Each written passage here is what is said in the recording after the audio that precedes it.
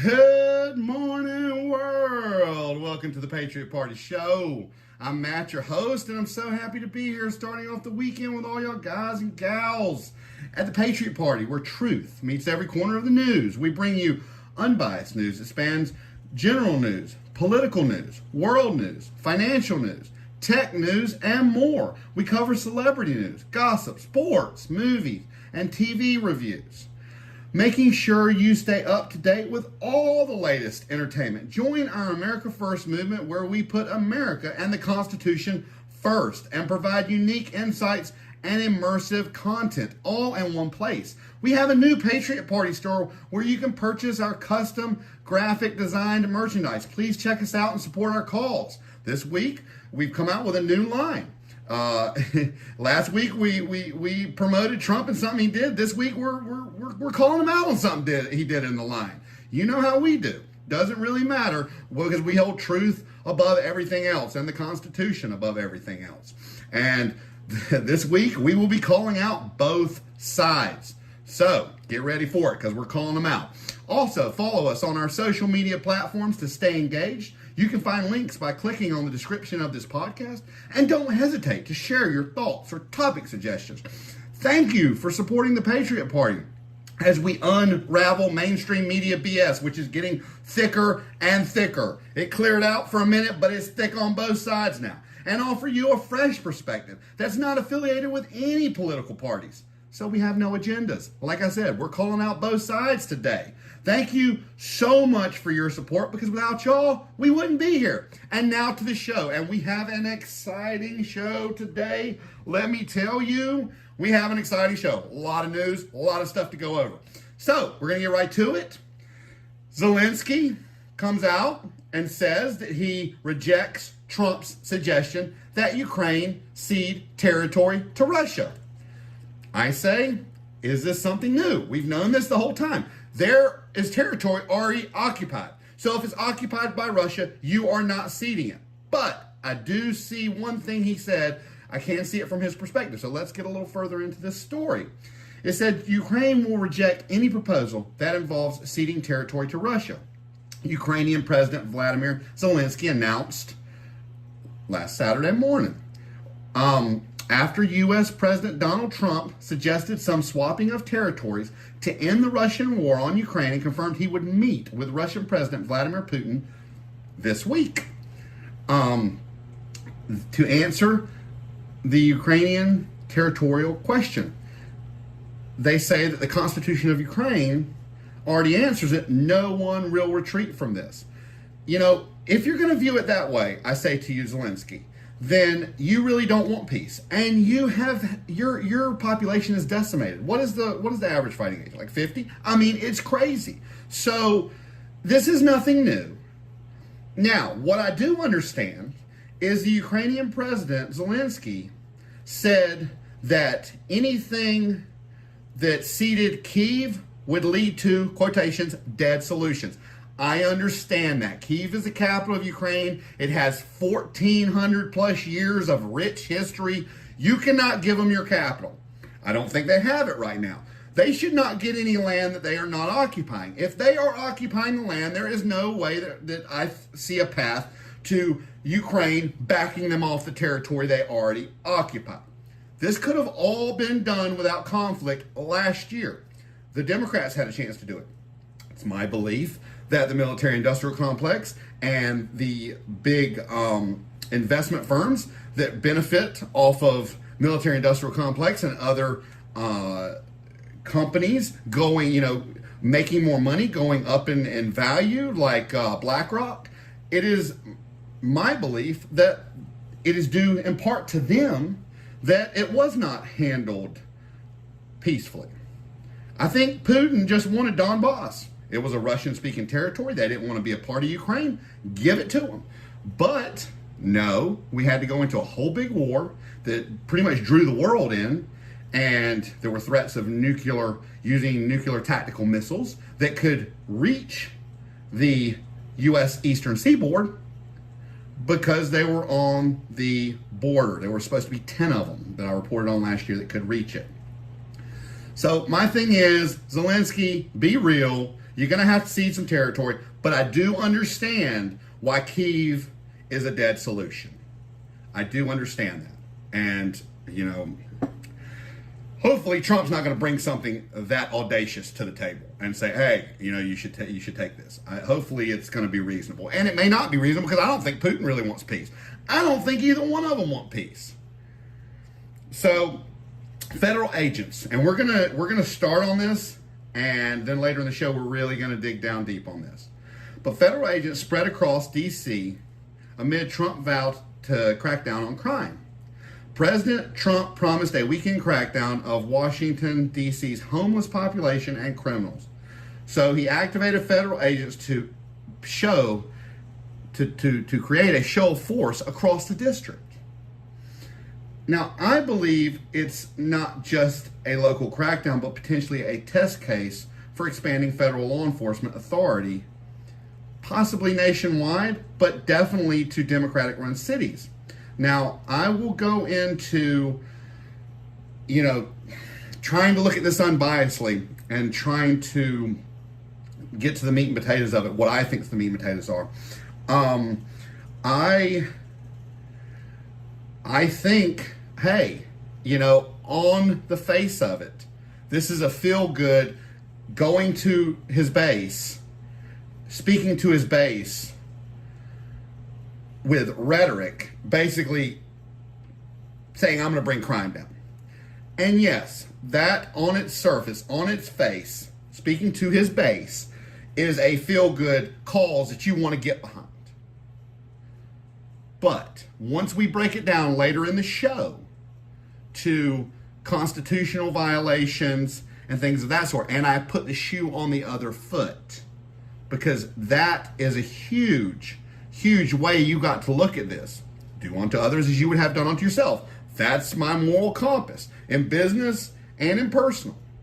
And you have to look at a lot of things that way, and I am going to flip it around and show you, because I see the appeal, but I also see a lot of dangers.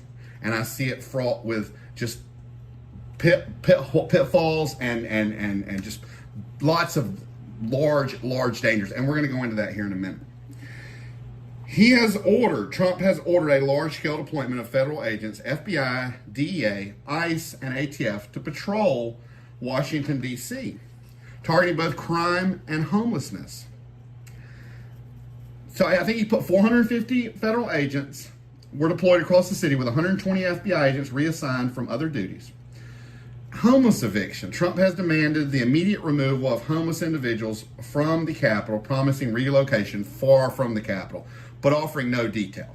So, you know, you're going to take these homeless encampments with federal agents and you're going to kick these people out, or at least that's what was said. To my understanding, it hasn't been done yet, but that's what was said. Crime and rhetoric, or crime rhetoric versus reality.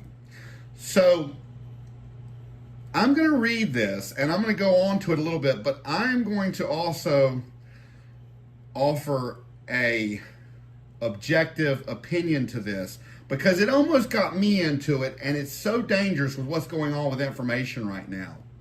So I'll break it down a little more here in a minute, but it says that despite Trump's claims of a crime wave, violent crime in D.C. has actually dropped significantly, down 26% in 2025 and at a 30-year low in 2024.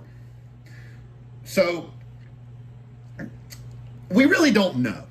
That's what I'm going to say. We really don't know, because both sides have an agenda. And let me break it down. So I was going along with this, and I actually looked it up and AI'd it.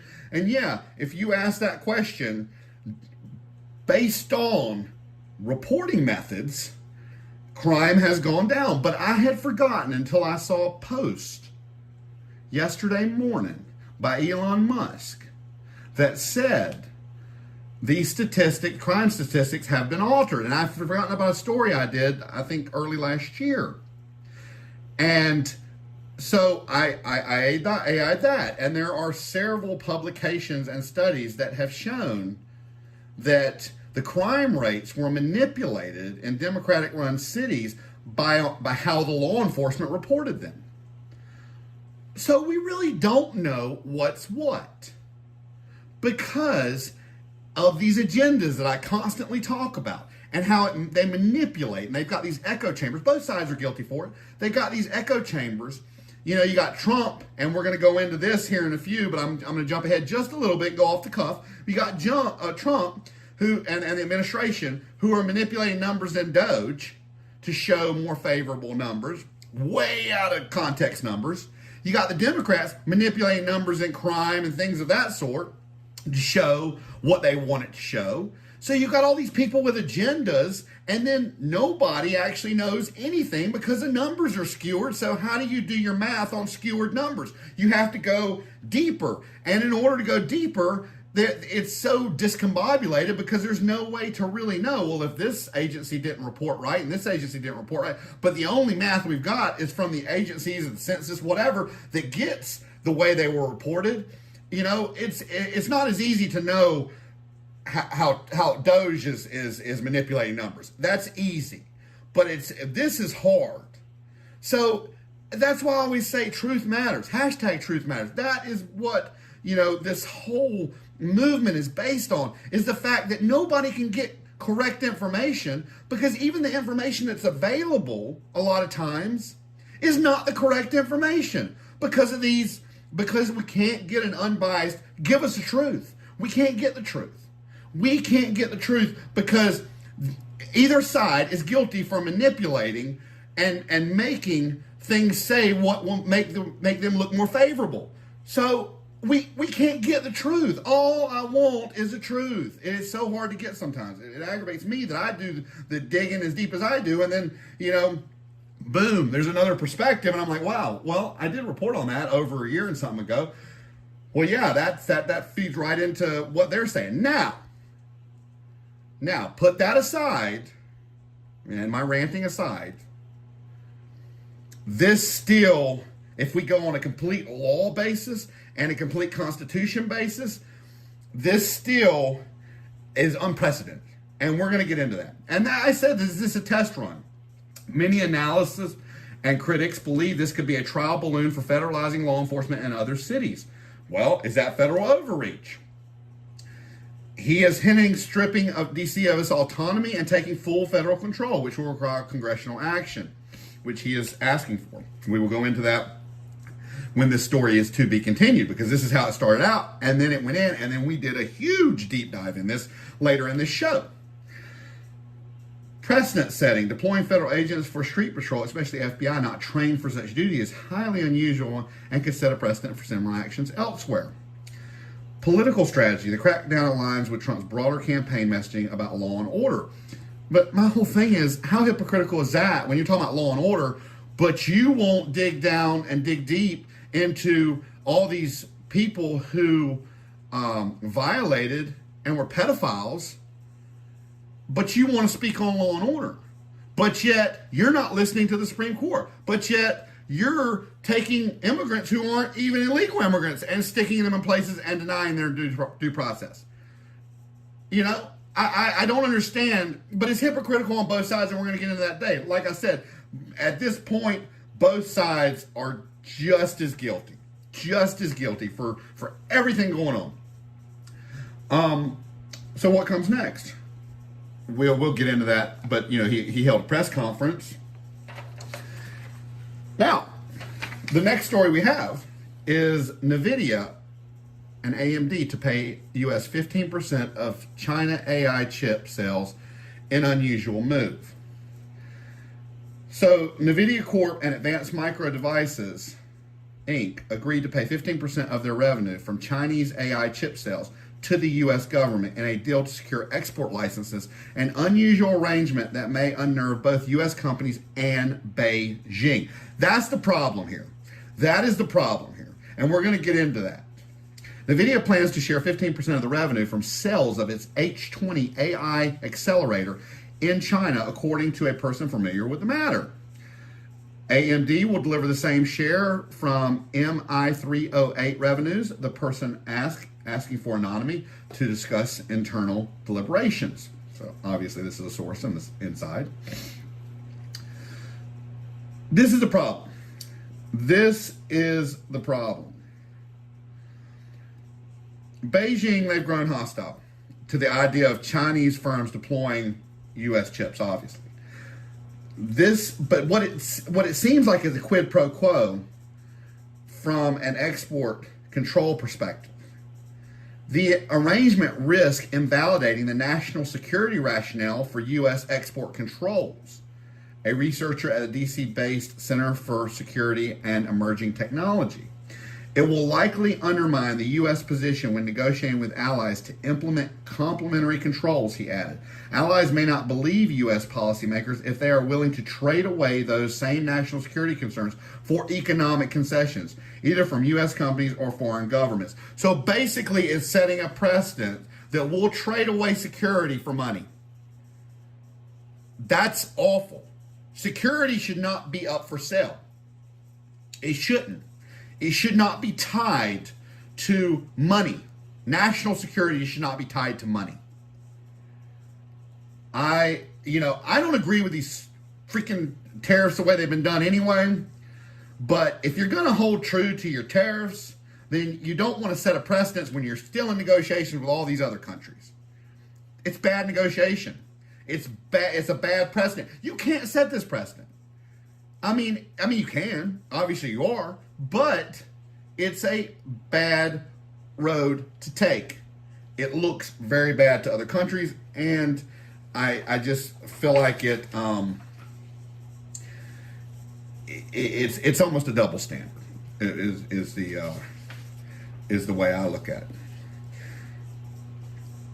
So then Trump, he takes it a step further. So now we're going to really get into what has happened throughout the week. And a deep dive on the legal ramifications, the precedents that are being set, those things. Not only does he have the federal forces do the law enforcement on the weekend and walk the streets, now he is deploying National Guard troops to Washington, D.C., and place the city's police department under federal control. This is an unprecedented effort to take control of the nation's capital. Trump said, "This is Liberation Day in D.C., and we're going to take our capital back." Quotations. That's what he said. And he was flanked by Defense Secretary Pete Hegseth and Attorney General Pam Bondi and other senior administration officials. So you got the military guy, you got the DOJ. Attorney General Pam Bondi will oversee the police force takeover, Trump said. Now this is very ominous. Trump said roughly 800 D.C. National Guard troops would be deployed to the city. He added that he would call in active duty military troops if needed and suggested he might attempt to take similar actions in other U.S. cities. I said that this was a test run. I said it earlier in the week before he came out and started talking about other cities. Then he did what these manipulations get started with, this misinformation that we get, we can't get the truth. He compared the crime rates with places like Baghdad and Bogota, Colombia. But the problem is it's skewed because he compares one or two aspects of the crime rate, but it doesn't give you a look of the totality of the situation.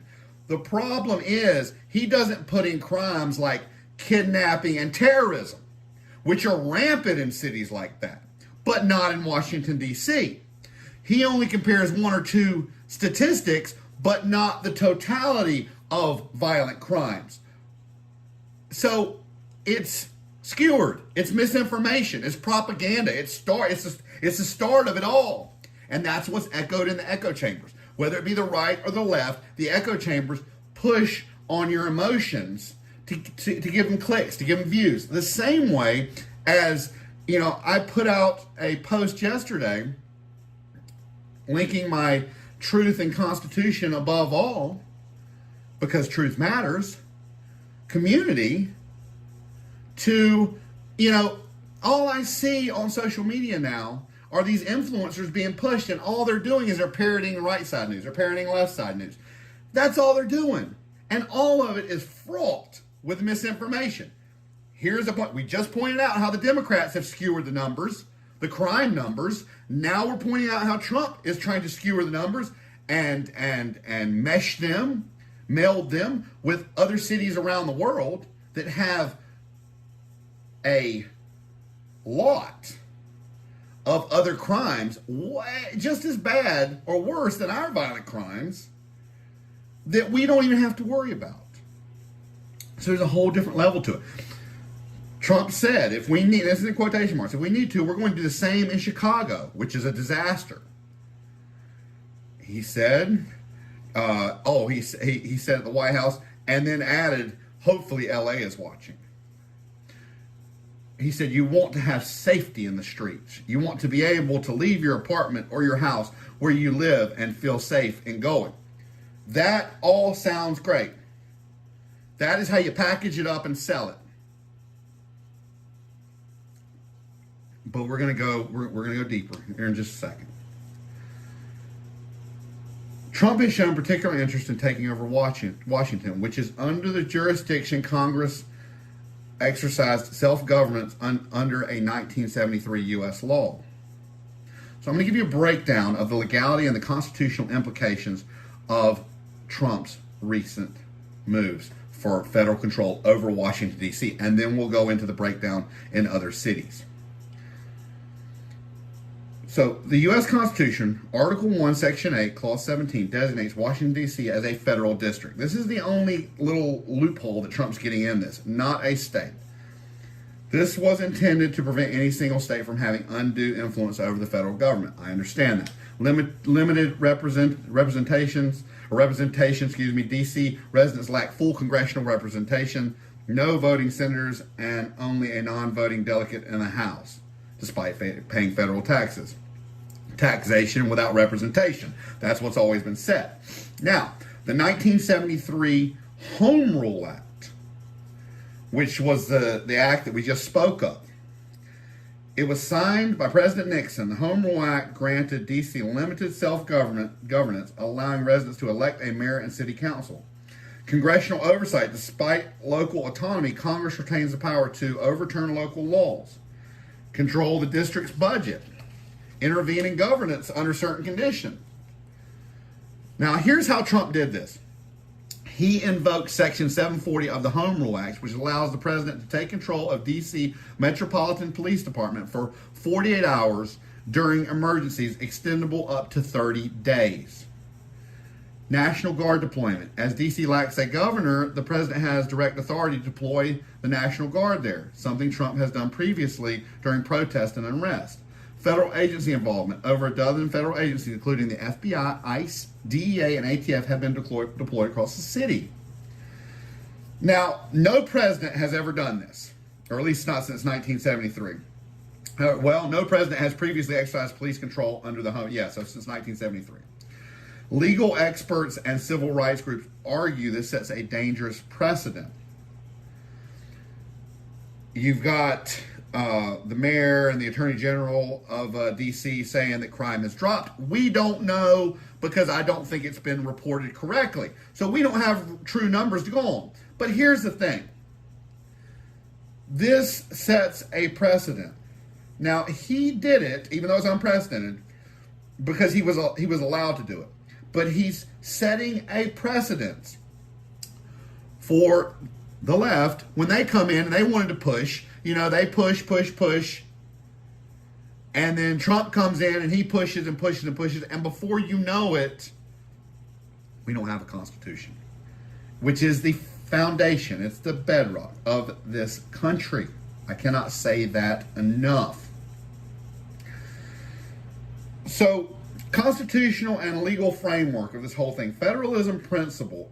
Under the U.S. Constitution, states retain sovereignty over their internal affairs. The 10th Amendment reserves power not delegated to the federal government, to the states, and their local governments. Now, this is for other states. Yes, he can do it in D.C., and yes, I think that sets a dangerous precedent. But if it helps crime and he's doing it legally, then there's really nothing I can say. I just think it sets a dangerous precedence.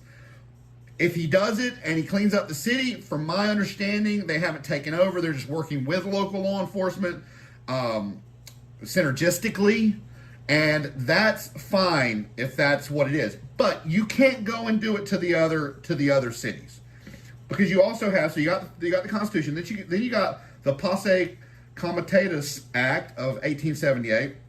This federal law prohibits the use of U.S. military to enforce domestic laws unless expressly authorized by Congress. It's a key barrier to federal intervention in local law enforcement. Congress, that is what we have to keep in our head. The legislative branch, checks and balances. The judicial branch, all those are checks and balances to the executive branch. So Chicago, Trump's threat and legal limits. Trump called Chicago mayor and Illinois governor incompetent and suggested a federal takeover of Chicago's police force. The governor and all the other people obviously have negative responses, absolutely illegal, citing the Posse Comitatus Act and emphasizing the president has no authority to send troops into Chicago. I'm not quite sure. I don't remember. I know he sent them into LA. I don't know what he used to do it. I thought it was somewhat of a violation. They go back to the crime statistics. Like I said, we don't know. We can't say, but that doesn't matter. The crime does not matter. If you want to help the crime, shore up and give a larger spending and dictate, maybe if you can, some of that spending, maybe the legislative branch should do that, to the law enforcement in these high crime cities. And I put that in quotations because we don't really know if they're high crime anymore or if they're not high crime. Now, there's other Democratic cities that were mentioned. Trump floated similar threats towards New York, threatened federal takeover if crime persists, Los Angeles, Baltimore, and Oakland. He cannot do that per the Constitution, per the Comitatus Act. He cannot do that.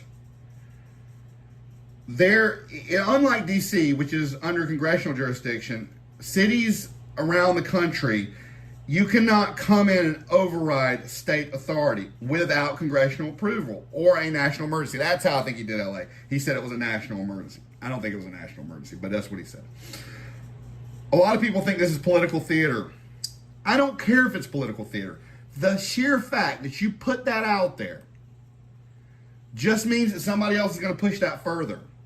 You told us, Trump, you told us all, before we voted for you, you said your retribution, you said it on Fox News, you said your retribution would be success. But yet you continue to attack, unconstitutionally attacked, law firms, basically try to buy them off so they do the pro bono work with federal funded money that you want instead of what you don't want, which makes them biased. They're not supposed to be. They're scared of your administration.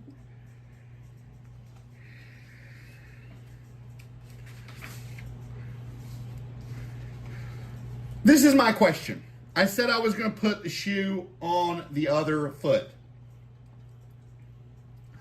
What would Republicans have done if Biden had federalized and taken over law enforcement in Republican-run cities and states because Biden didn't like the way the Republicans were running the city? Oh my God, it would have been Constitution violation, Constitution violation, Constitution violation. These people that support Trump with this are hypocrites about the Constitution. They want to cry about government overreach and abiding by the Constitution, not violating any amendments when it benefits them. But they want to do away with the Constitution when it gets in the way of what Trump is doing. These are not true patriots. The Founding Fathers are rolling over in their graves. A true patriot supports our Constitution and the ideology of free thinking this country was founded on. Like I said, even if Trump doesn't do what he's trying to do in the cities, he is setting that precedence so Democrats can follow it and see how far they can push the Constitution. And it erodes, and it erodes, and it erodes, and it's just a slippery slope. This is bad all the way around. And this is just on Constitution. This is not on crime rates, because I cannot speak to them. I can't speak one way or another. There's no way for me to truthfully, unbiasedly speak to the to the numbers, because I don't truthfully know the numbers. I think they could have been manipulated. From what I heard from other law enforcement that I talked to, they were told to report them differently than they had been reporting them. Everything points to manipulation of numbers. But the same thing is going on right now. And it really, what does my daughter say? She says it's cringe. That's how the young people are talking now. It's really cringe. That's what it is. Or at least it makes me cringe. I don't know if it would be under that lingo. Donald Trump has once again delayed implementing sweeping tariffs on China, announcing another 90-day pause just hours before the last agreement between the world's two largest economies was due to expire. On Monday, Trump signed an executive order extending the deadline for higher tariffs on China until November 9th. Officials confirmed to Reuters. Chinese officials said earlier in the day they hoped the United States would strive for positive, that's quotation marks, trade outcomes on Monday as the 90-day detente reached between the two countries in May was due to expire. We hope the U.S. will work with China to follow the important consensus during the phone call between the two heads of state and strive for positive outcomes on the basis of equality, respect, and mutual benefit, a foreign ministry spokesman, Lin Jian, said in a statement. On the names. So he has paused that again. The whole point, my understanding was the biggest point, one of the biggest points to this whole tariff thing was to bring China to heel. Had he done it the way I said, where he formed a coalition instead of making adversaries out of our allies, then, this would have already been wrapped up. This would have been wrapped up. You could have worked on the trade deficit, even though I don't see sense in it, because I have given you all the analogy before. You can't get mad because Amazon, there's a deficit between Amazon and Walgreens. Walgreens sells specific items. Amazon sells everything. Same with China. China's like Amazon. Most of their products on Amazon are Chinese. And the U.S. is like a Walgreens. You can't get mad about that. That's just a natural flow of business. Any entrepreneur should be able to appreciate that. But that's why I have said, since he went off the rails, that I just believe that I do believe an entrepreneur needs to run the country, because unlike lawyers, they see straight ahead. But I also don't believe he was the right entrepreneur. But you know what? What are you going to do? You can't cry over spilt milk. Let's go into these manipulation of numbers again, but done on the right side. They're calling it Dogeflation. Of course, they got to give a name to it. I'm surprised they don't have an acronym. I guess Doge is the acronym. They said the savings are a fraction of what the Trump administration is claiming. They said that they revealed under this study and under this analysis that only 5% of its claimed savings from nearly 10,001 contracts termination. There's only 5% of that actual money that's been saved. And this is how it's done. So Trump administration the administration's claim that it is saving billions of dollars through Doge-related cuts to federal government contracts is drastically exaggerated. Now, all this is, they've got the numbers to back it up. Who can say anything about numbers? They could have been manipulated, whatever, but there is a specific way that they are doing this. So the way that they are doing this, it's not verified savings. It's basically, let's say, the contracts, which are supposed to be through July, Doge said it saved taxpayers $52.8 billion. But of the 32.7 billion in actual claimed contract savings, the only thing that could be verified over that period was $1.4 billion. $1.4 billion. The way they're doing this is it's on faulty math. So they use the maximum spending possible under each contract as its baseline, meaning that all money an agency could spend in future fiscal years that far exceeds what the government has actually committed to pay out, they're counting this as a ceiling value. It gives a false picture of savings for taxpayers. It's equivalent to taking out a credit card with a $20,000 limit, canceling it, and then saying you just saved $20,000. You can't, that math doesn't work. If you have a contract for $100 million, but you've only spent $5 million, which would be the 5%, you can't say you just saved $100 million. Because that's not what you've committed to spend. Now, I mean, I guess I see how you could say you were going to spend, you saved that in the future, but, you know, that's still not good math. It's not good math. It's the same kind of math that we see time and again. It's what I call Trump math, where he literally came on and said, y'all are going to save 1,200, 1,400, 1,500% on prescription drugs. Hey, bud, anything over 100% is free. That means the pharmaceutical companies are going to pay us to take the drugs.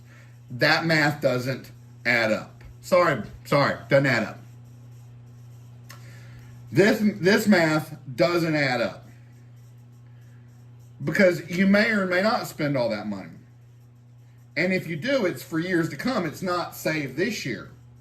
Those contracts are for a long time. We got this much to spend over this amount of time. I mean, I see where you could say it, but it's still not good.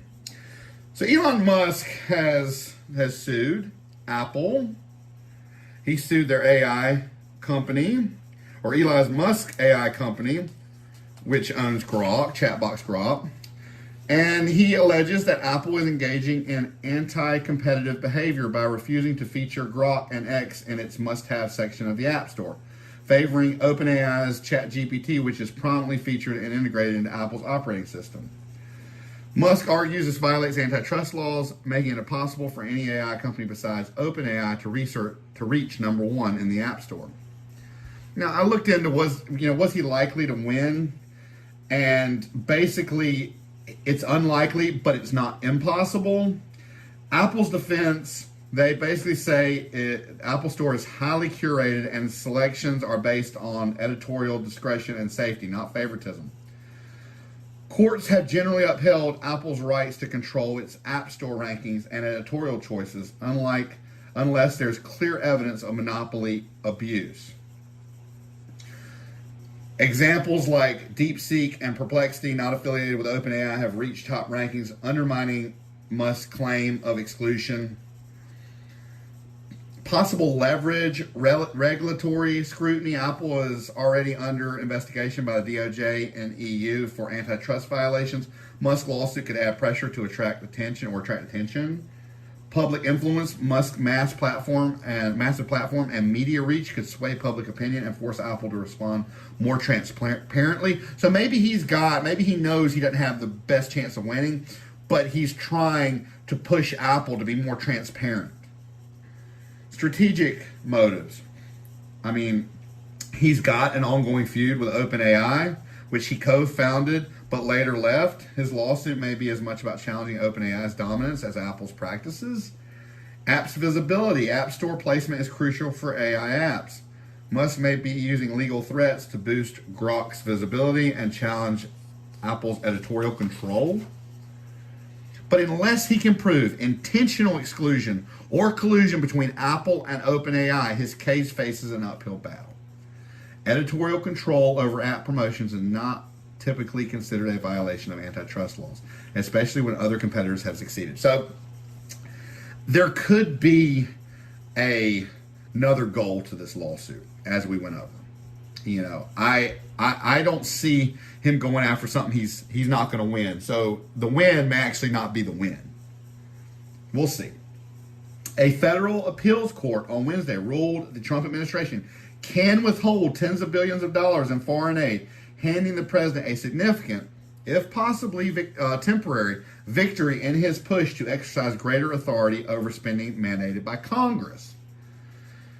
It was basically a three-panel in the District of Columbia, and it was the panel, which included judges appointed by Republicans George H.W. Bush and Donald Trump, found international aid groups that sued over Trump's sweeping freeze on foreign assistance did not have standing to bring a lawsuit. So basically,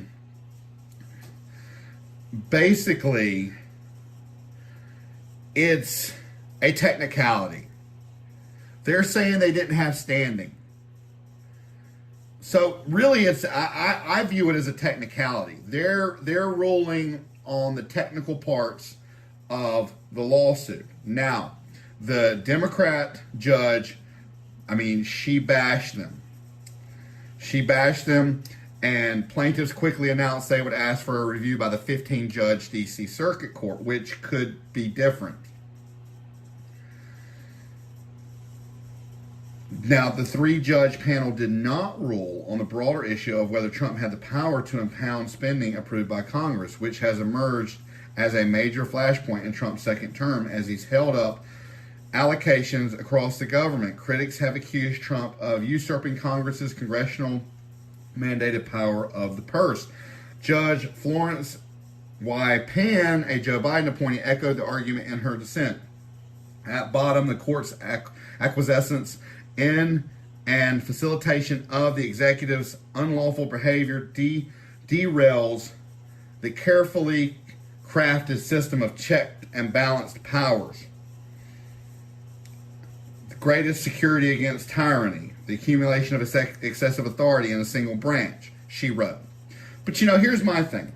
Now the Democrats are worried about checks and balances and the Constitution. Biden circumvented Congress and endorsed censorship and First Amendment violations, which were First Amendment violations, amongst other things. It's so hypocritical. Do y'all not remember how Biden circumvented the Congress? I don't think it should be done on either side. I think this is just opening new avenues. Let's push. Biden circumvented them by going to the actual federal agencies that had interpreted or written or whatever, and changing the writing on bylaws on Title IX, where biological boys could go in the little girls' bathrooms and play girl sports and go in girls' locker rooms and change with girls across the country. Because if they identified as a female, they didn't biologically have to be a female. It's crazy. He did the same stuff.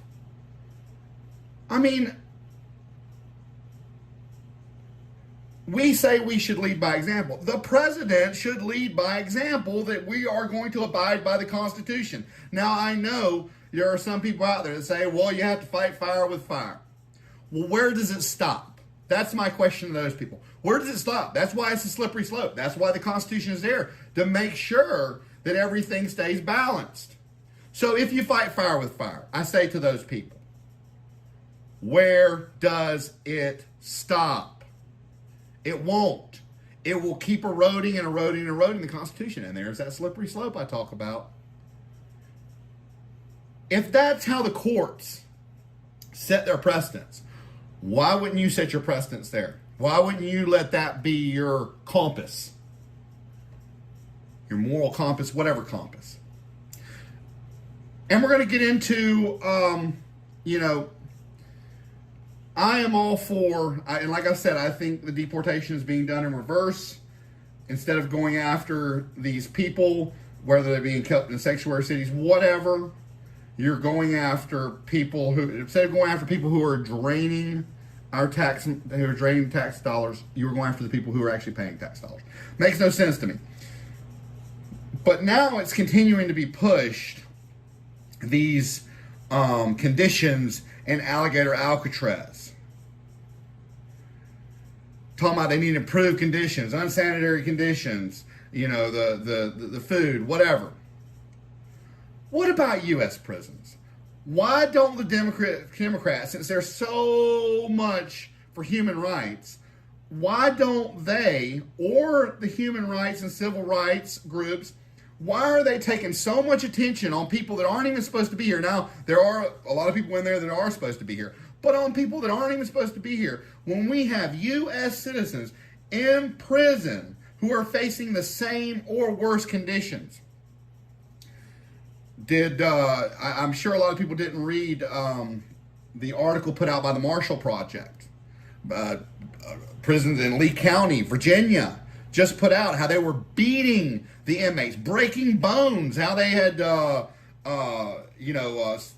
figured out the system because everybody in this little small town was everybody's cousin.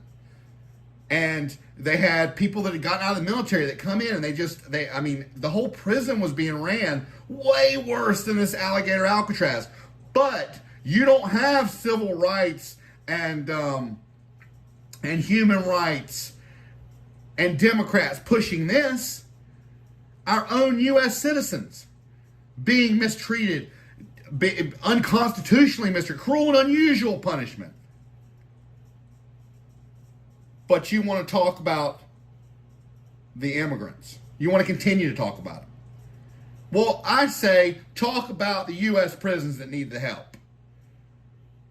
There are so many families that are affected by this. Tens of millions. And you want to talk about the immigrants whose most of their families are probably in another country and who shouldn't be here anyway. Most of them. Now, I'm not speaking on the ones that should be here, but that goes under a constitution level. And yes, those people should be protected and they should be released. I grant it. But there are a lot of U.S. citizens that are being put through cruel and unusual punishment. Just read the Marshall Project about Lee County. Just read it. Marshall Project, Lee County. I'll see if I got the link and try to put the link in the description. If I can find the link. I may still have the link. I don't know. On one of my shrunk down screens. I may still have it. If I can find it, I'll put it on the description. Either way, it's Lee County. What do they call those federal prisons? Anyway, it's the only prison in Lee County, and it's the Marshall Project. But I'll see if I got the link. So that's all that we have with our news. Now we're gonna get to some sports. The NFL preseason drama, quarterback shakeups, and I'm probably mispronouncing this, but Sadier Sanders' impression in preseason action, raising questions about starting roles across several teams. Contract tensions, a Steelers star threatened to sit out games unless a new deal is reached. I just don't agree with that. If you're already signed under a contract and they're upholding their end, I mean, maybe if you got signed and you started playing at a level and your level's not being bad, maybe. I guess I can understand on that end. Eagles Pro Bowl guard left practice with a leg injury, stirring concern ahead of the season. MLB highlights, Jen Powell's historic debut. She became the first female umpire in MLB history to officiate a big league game. Power ranking shift. One team's super rotation is finally back together, shaking up the standings. Yankees woes. The team continues to struggle without Aaron Judge, with insiders calling them fundamentally different. WNBA and women's sports. Aja Wilson's record. She became the first WNBA player to post a 30-point, 20-rebound double-double. Caitlin Clark's comeback. Her return from injury is expected to impact the Indiana Fever's winning streak. Tennis and gymnastics. Victoria Moboko stunned the tennis world by defeating Naomi Osaka to win her first title at the Canadian Open. U.S. Gymnastics Championship, Asher Hong dominated the senior division while Stefan Nadorsk faced heartbreak. PGA Tour and FedEx Cup. The 2025 FedEx Cup standings are heating up as playoffs approach, with top golfers jockeying for position. UFC and combat sports. Paramount secured UFC broadcast rights starting in 2026, signaling a major shift in sports media. Celebrity news and gossip, guys and gals. Jennifer Aniston and Gwyneth Paltrow talk Brad Pitt. In a candid Vanity Fair interview, Jennifer Aniston confirmed that she and Gwyneth Paltrow still chat about their mutual ex, Brad Pitt. We're girls, Aniston said, adding that it's only natural they'd swap stories.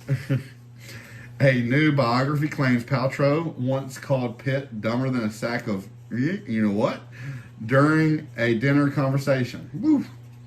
Taylor Swift's Week of Revivals. Swift appeared on Travis Kelce's podcast, sharing details about their first date and her upcoming album, The Life of a Showgirl. She also got emotional discussing how her mom and brother helped her reclaim her music masters. Oh, and she's into granny hobbies now. Think puzzles and baking. Bindi Irwin's health scare. So Bindi revealed that she's had some kind of hernia from childbirth, and it was unzipping. She's finally feeling better after years of battling endometriosis. Austin Butler's viral moves. The Elvis star blamed an edible for his wild dancing at a Bad Bunny concert. Fans are loving the clip, but he's still cringing. Zooey Deschanel and Jonathan Scott. Jonathan celebrated 2 years since proposing to Zoe with a sweet tribute. No wedding date yet, but fans are watching closely. New movies in theaters released yesterday. Nobody 2 is an action thriller. Bob Odenkirk returns as Hutch Mansell, a retired assassin trying to enjoy a family vacation until chaos finds him again. Highest to lowest.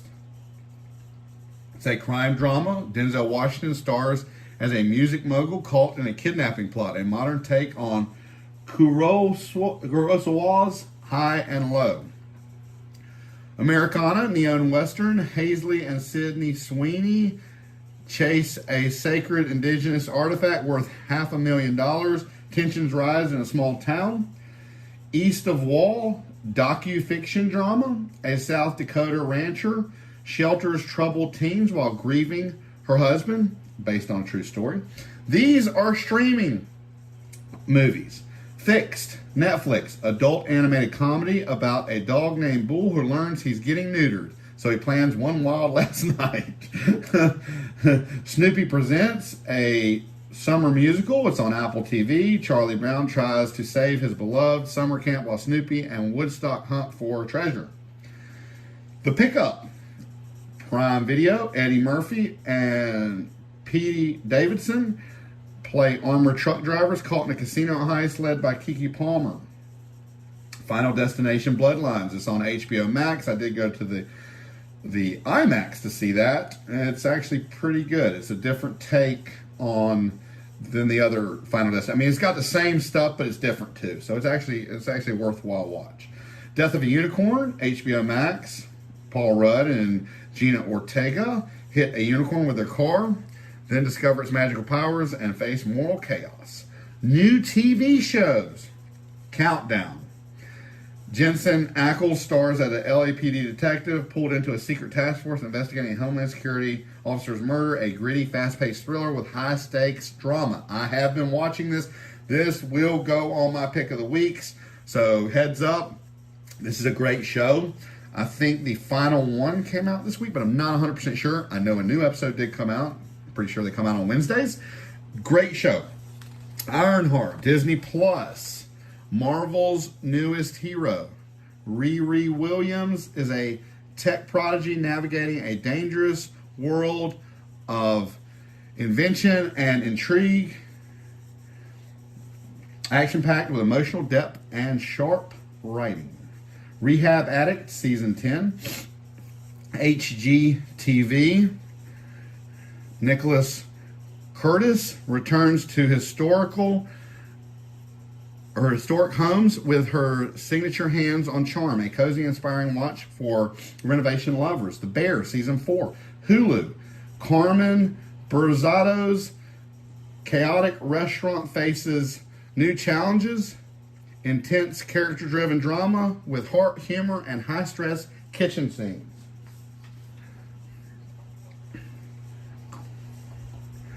The Ultimatum. Queer Love. Season 4, Netflix. Queer couples face an emotional test in this raw and revealing reality dating experiment. Expect drama, tears, and surprising connections. Human Footprint, Season 2, PBS. Explore how humans shape the planet from urban sprawl to food systems, hosted by Shane Campbell Staton. It's eye-opening and beautifully told. Butchers of L.A. docuseries, Sundance Now, a chilling dive into the crimes of 3 serial killers in Southern California. True crime fans, this is one's haunting and meticulously crafted. Nellie and Ashanti, We Belong Together. Peacock, 8-episode reality series following the music power couple's journey through love, fame, and family. Pick of the week. Here we go to pick of the week. The pick of the week this week is Ozark. It's a gripping American crime drama series that aired on Netflix from 2017 to 2022.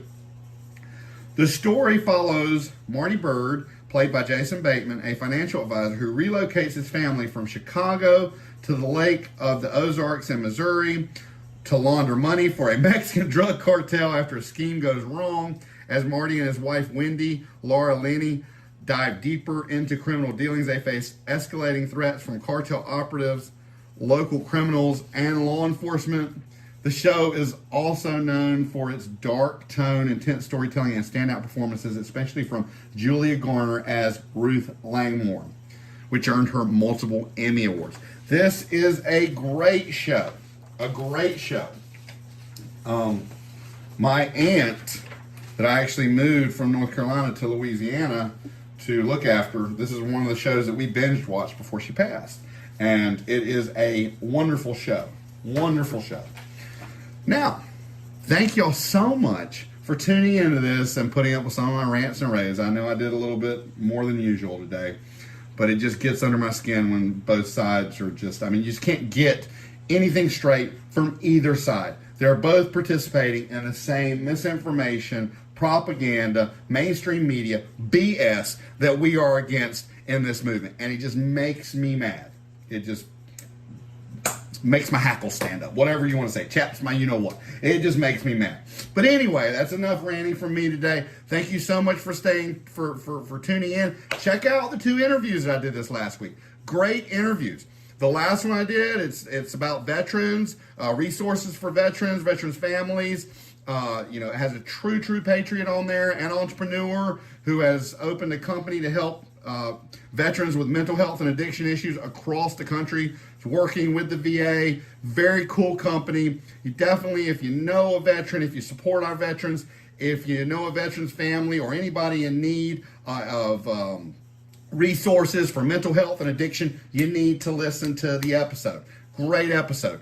The one before that was also a really good episode. Somebody actually starting in college, somebody making an education movement towards, and it's not a first time touching down on it, but this guest was super cool. So definitely check out those, those 2 interviews. They were really cool. I think y'all enjoy them. Y'all stay safe, and until next time, where truth meets every corner of the news.